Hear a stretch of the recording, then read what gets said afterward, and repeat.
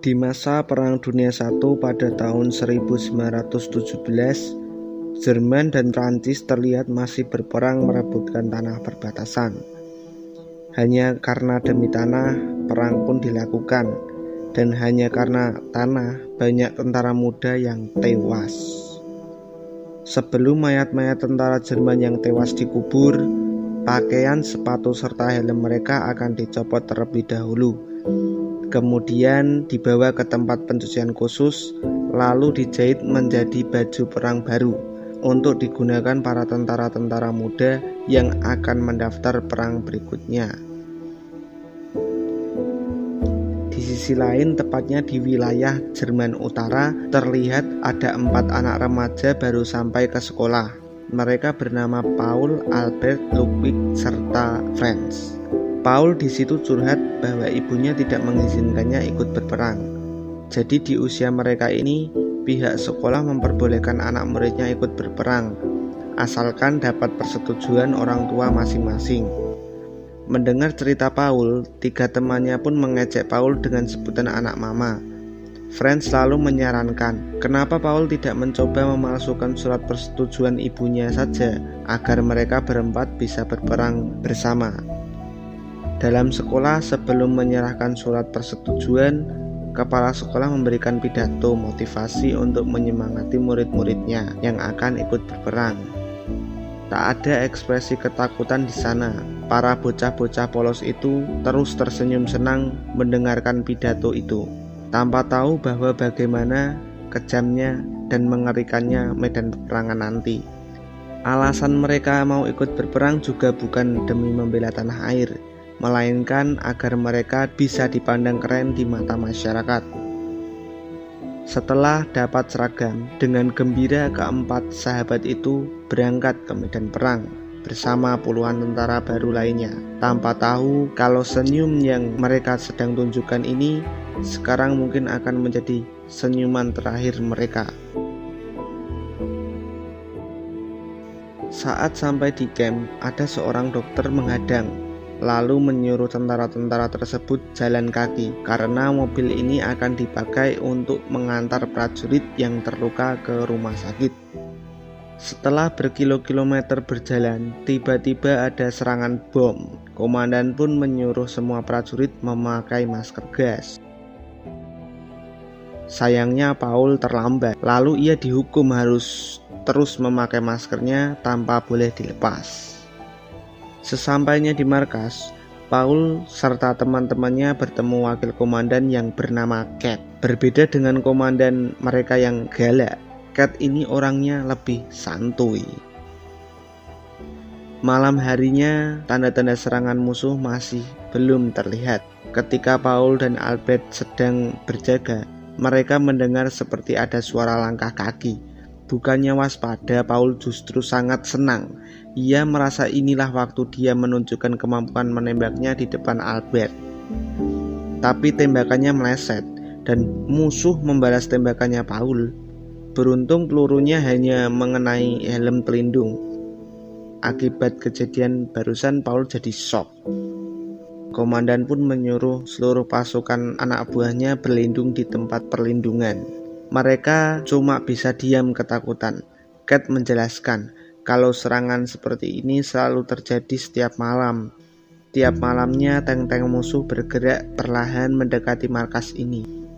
Dan karena tidak punya senjata canggih untuk melawan, mereka hanya bisa berlindung hingga serangan selesai. Di tengah situasi menegangkan itu, ada satu tentara panik minta pulang, sambil bilang kalau dia itu menyesal berperang.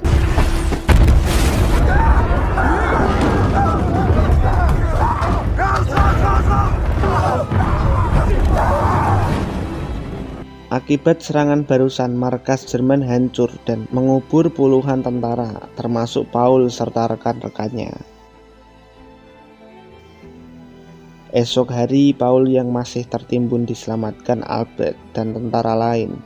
Paul benar-benar tidak menyangka, ternyata beginilah luar biasanya perang. Ketika sedang duduk istirahat, Cat memberikannya Paul makanan. Baru makan sedikit, tak lama kemudian komandan datang. lalu menyuruh Paul mengumpulkan kalung-kalung tanda pengenal para tentara yang telah meninggal. Di kalung tersebut tertulis nama alamat untuk diberikan kepada keluarga mereka masing-masing. Waktu sedang mengumpulkan kalung, Paul tak sengaja menginjak kacamata Ludwig. Dengan panik, dia langsung mencari temannya itu. Dan betapa terkejutnya Paul saat melihat mayat Ludwig yang terkapar kaku.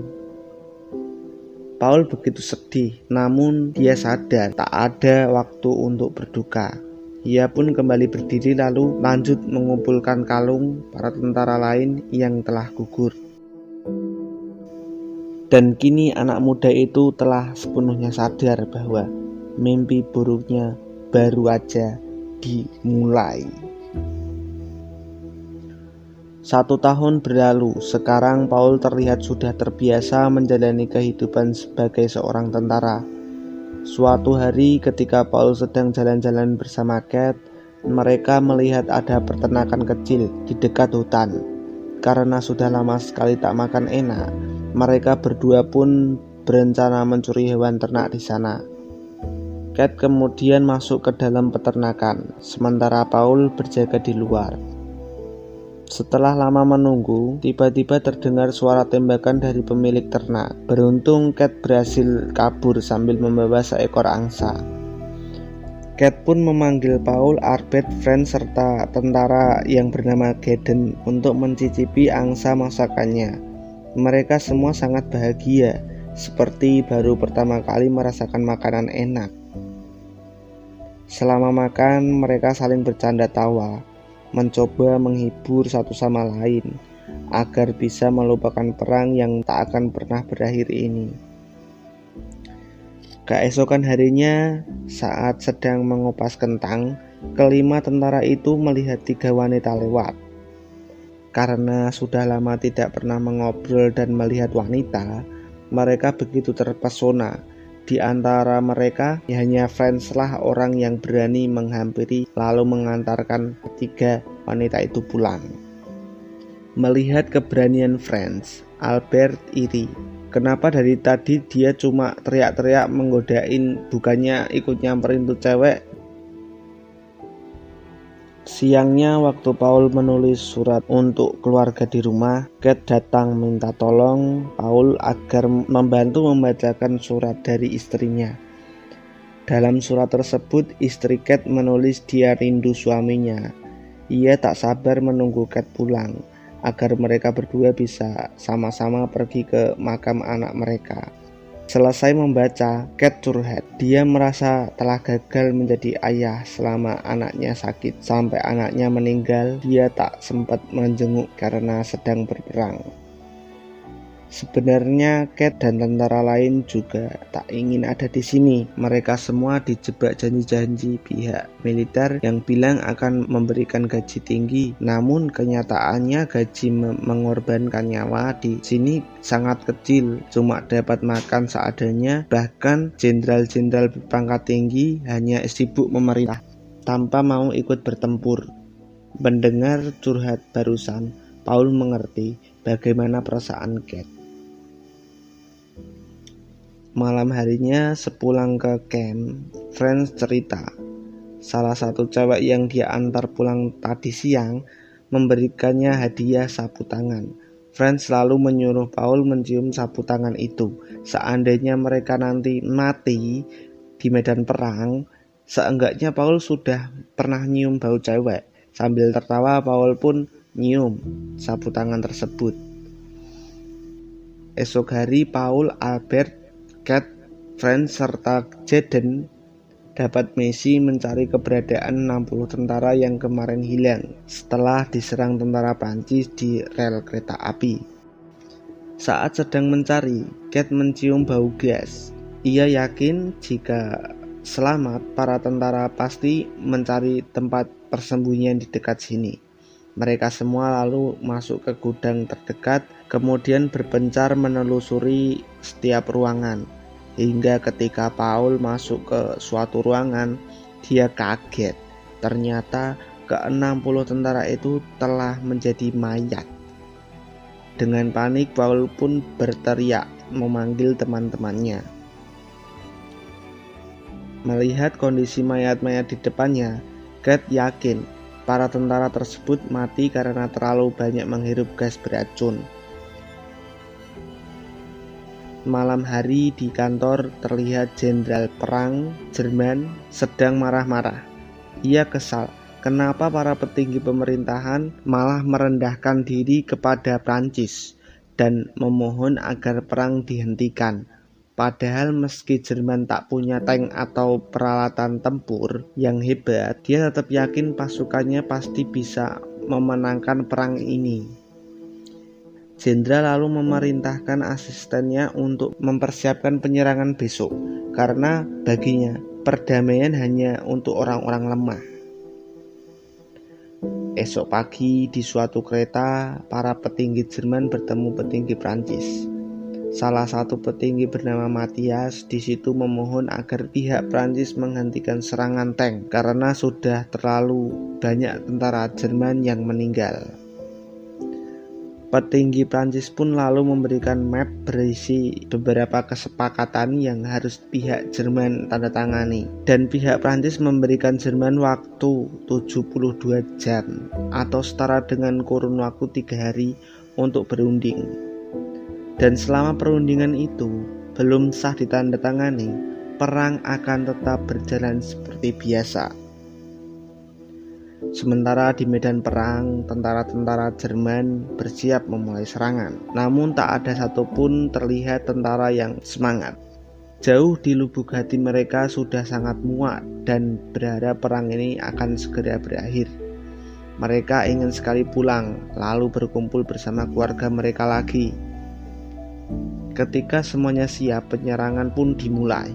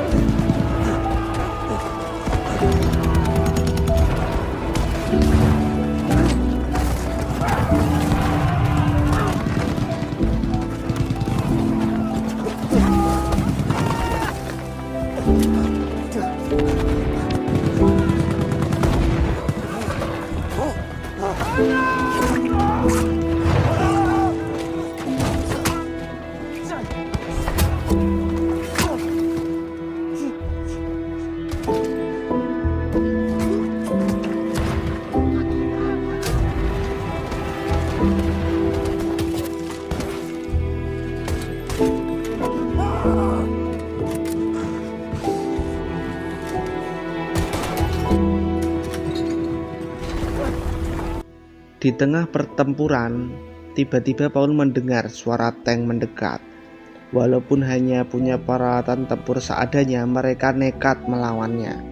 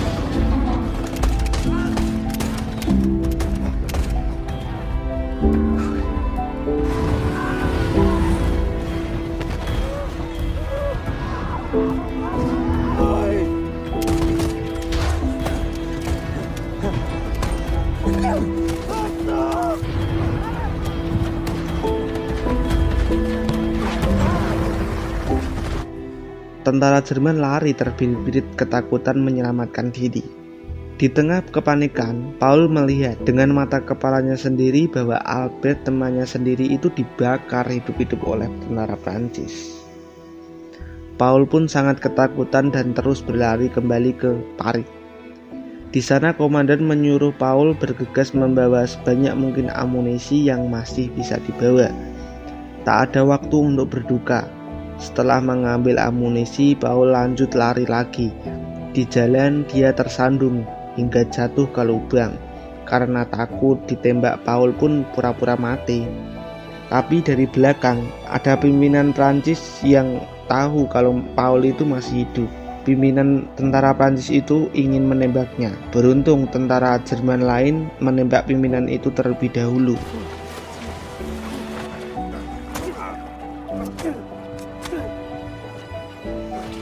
Ketika si pimpinan Prancis sekarat, Paul mulai sadar dan menyesal. Tanpa terasa perang ini telah mengubahnya menjadi iblis pembunuh tak berperasaan. Saat Paul memeriksa tanda pengenalnya, ternyata orang yang baru saja ia bunuh itu sama seperti dirinya. Dia juga punya keluarga dan sama-sama terjebak dalam peperangan ini. Tak ada yang bisa Paul lakukan selain terus meminta maaf dan menyesali perbuatannya barusan. Di sisi lain, tepatnya di Kreta, tempat perundingan, perwakilan militer Jerman protes karena isi surat kesepakatan dari Prancis tak masuk akal dan seperti memojokkan Jerman. Bila mereka menandatangani surat tersebut, maka seakan-akan Jerman menyerah dari Prancis. Jadi lebih baik gencatan senjata dibatalkan saja, atau dengan kata lain, perang akan tetap dilanjutkan. Seandainya Jerman kalah, mereka akan kalah terhormat dan tetap ditakuti negara-negara lain. Mendengar itu, Matias mengingatkan, kita sedang tidak berdiskusi tentang ego siapa yang lebih hebat, namun kita sedang berdiskusi untuk menyelamatkan ribuan nyawa tentara muda Jerman yang sedang berjuang mati-matian di medan perang. Padahal kita tahu perang ini tidak mungkin bisa mereka menangkan. Selesai berdiskusi, malamnya para petinggi Jerman dan Prancis kembali bertemu. Matias mengatakan bahwa pemerintah akan berusaha semaksimal mungkin memenuhi semua tuntutan pihak Prancis. Di hadapan Prancis, Matias serta dua petinggi pemerintahan pun menandatangani surat kesepakatan itu. Setelah kesepakatan ditandatangani perjanjian, pihak Prancis selalu berkata, besok pada tanggal 11 November, tepatnya jam 11 siang, perang antara Jerman dan Prancis dinyatakan berakhir. Sementara itu di camp, Paul bingung kenapa tentara-tentara di situ berpesta, tertawa, dan saling memberikan selamat. Ada apa ini? Lalu salah satu tentara di situ memberitahu, barusan dari radio disiarkan kabar kalau besok tepat jam 11 siang perang akan berakhir. Sebentar lagi mereka semua akan bisa pulang ke rumah dan bertemu keluarga masing-masing. Mendengar itu, Paul pun sangat senang. Tapi ada hal penting yang harus dia lakukan, yaitu mencari keberadaan teman-temannya. Ia kemudian pergi ke ruang perawatan. Di sana Paul melihat Jaden dan dengan sedih Jaden bilang, karena kakinya terluka parah, dokter terpaksa harus mengamputasinya. Jaden lalu memberikan sapu tangan Franz dan memberitahu kalau pertempuran tadi Franz tewas. Lagi-lagi Paul kehilangan sahabatnya. Jaden mengatakan, daripada bersedih, Paul lebih baik bersyukur karena masih bisa hidup sampai detik ini. Bersyukur tak terluka sedikit pun, dan bersyukur dia tak cacat seperti Jaden sekarang. Perlahan waktu mulai tenang. Lalu Paul mencari makanan untuk mengisi perutnya. Di jalan, Paul yang masih terpukul pun mengikatkan sapu tangan Franz di leher untuk mengenang sahabat-sahabatnya. Sesampainya di dapur umum, terlihat para tentara sedang berebut minta makan. Paul begitu lega saat melihat Kate masih hidup. Setelah dapat sedikit sup kentang, mereka berdua ke tempat Jaden, lalu menyuruh Jaden makan. Sebelum makan, Jaden meminta garpu. Tapi bukannya untuk makan, garpu tersebut untuk menusuk lehernya sendiri. Ketika sedang sekarat, Jaden berkata, dia lebih baik memilih mati daripada harus hidup sebagai orang cacat. Paul dan Kate hanya bisa terdiam kaget menyaksikan teman mereka bunuh diri dengan menggunakan garpu. Di sisi lain terlihat jenderal perang Jerman bersama asistennya sedang makan makanan mewah. Jauh berbeda dengan tentara-tentara di luar yang harus rebutan sup kentang. Jenderal mengatakan kalau dia kesal, kenapa petinggi pemerintahan lebih memilih menyerah kepada Prancis. Padahal masih banyak anak muda Jerman yang mau menjadi tentara. Jenderal lalu memerintahkan asistennya mengumpulkan semua tentara di halaman kantor besok siang. Esok hari ketika bangun, Paul bingung melihat Kate bengong. Kate berkata, hari ini adalah hari terindah dalam hidupnya. Untuk pertama kali selama 4 tahun, baru hari ini kita tidak mendengar satupun suara senjata. Mereka berdua kemudian jalan-jalan untuk merayakan kebebasan itu. Sepanjang jalan, Kate bilang, dia sudah tak sabar ingin pulang. Dia ingin sekali bertemu dengan istrinya. Lalu Kate juga tak lupa menasehati si Paul, anak muda tersebut. Lebih baik Paul meneruskan sekolahnya agar di masa depan nanti bisa jadi orang hebat. Di jalan mereka tak sengaja lewat peternakan, tempat mencuri angsa waktu itu. Kali ini giliran Paul yang masuk, sementara Kate berjaga di luar. Di dalam karena angsanya masih kecil, Paul jadi cuma mencuri telur angsanya aja. Tapi lagi-lagi mereka ketahuan pemilik peternakan. Dan anaknya yang punya peternakan itu pun mengejar sambil menembaki mereka. Tapi alhamdulillahnya mereka berdua masih selamat. Di tengah jalan, telur yang dibawa Paul pun pecah. Ia pun buru-buru menampung pecahan telur itu lalu meminumnya. Waktu Kate sedang kencing di hutan, dari belakang anak pemilik peternakan tadi datang, lalu menodongkan senapan. Tak lama kemudian Paul mendengar suara tembakan dan langsung memeriksa keadaan. Melihat Kate baik-baik saja, Paul lega. Tapi mendadak Kate tumbang. Dengan panik, Paul bergegas membopongnya kembali ke camp. Saat dokter memeriksa nyawanya, ternyata Kate tak bisa diselamatkan kembali. Paul begitu sedih. Kini hanya tinggal dia sendirian yang masih hidup. Paul telah menyaksikan seluruh teman-temannya satu persatu tewas di hadapan kedua matanya. Waktu sedang merenung, asisten jenderal datang, lalu menyuruh semua tentara berkumpul di halaman kantor sekarang juga. Di sana jenderal mengumumkan bahwa hari ini mereka semua memang akan segera pulang ke rumah. Namun sebelum pulang, dia ingin tentara-tentara Jerman di sini kembali ke medan perang sekali lagi untuk pertempuran terakhir mereka merebutkan tanah perbatasan. Selama jam belum menunjukkan pukul 11 siang, maka baginya perang belum berakhir. Ia tak peduli bila dalam serangan terakhir ini ribuan pasukannya akan mati. Yang penting adalah Jerman berhasil merebut tanah mereka. Mendengar pidato jenderal itu, semua tentara kesal. Kenapa harus ada perang lagi? Tapi bagaimanapun juga mereka tak berani melawan. Beberapa tentara yang menolak perintah dan kabur langsung dieksekusi mati. Sambil berjalan ke medan perang, Paul bertanya pada tentara muda di sebelahnya, "Jam berapa sekarang?" Si tentara menjawab, "Jam 10.45, artinya hanya tinggal 15 menit lagi sebelum jam 11. Hanya tinggal sebentar lagi perang akan resmi berakhir." Dalam hati seluruh tentara, di sana merasakan hal yang sama. Mereka hanya perlu berusaha untuk tetap hidup selama 15 menit. Lalu semua mimpi buruk ini akan selesai. Jangan sampai mati. Setelah bersiap-siap, Jerman pun mulai menyerang.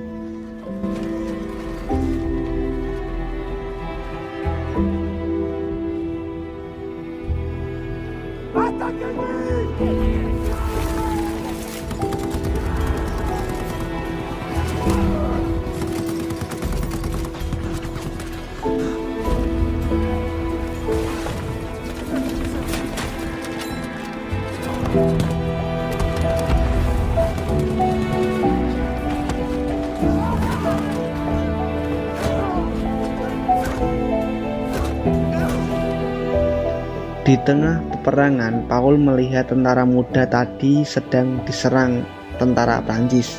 Paul pun menolongnya.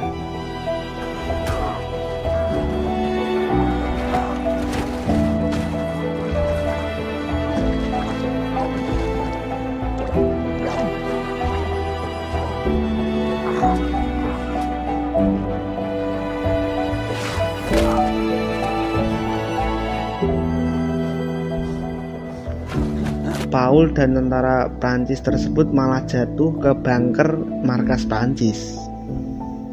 Untuk sesaat mereka berdua berhenti sambil saling menatap satu sama lain, saling mengulur waktu, menunggu dan berharap detik jam bisa bergerak lebih cepat.